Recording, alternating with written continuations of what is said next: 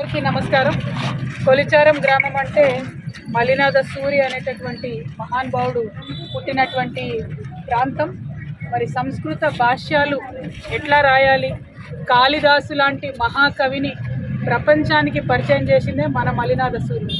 ఆయన భాష్యం రాయకపోతే కాళిదాసు అంత గొప్ప కవి అనేటటువంటి విషయం తెలంగాణలోనే కాదు, మొత్తం యావత్ భారతదేశంలో ఎవరికి తెలిసేది కాదు.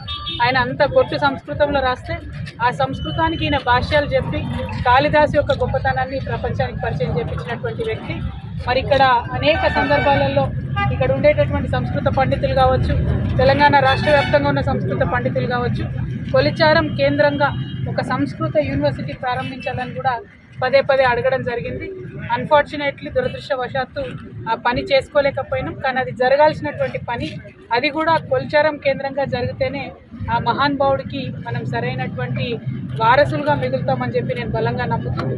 మరి సంస్కృత విశ్వవిద్యాలయ సాధన కోసం నా వంతు ప్రయత్నం నేను చేస్తానని చెప్పి కొలిచారం గ్రామస్తులకు, మెదక్ జిల్లా ప్రజలకు కూడా తెలియజేస్తున్నా. Thank you. జై తెలంగాణ. జై తెలంగాణ. థ్యాంక్ యూ అన్న.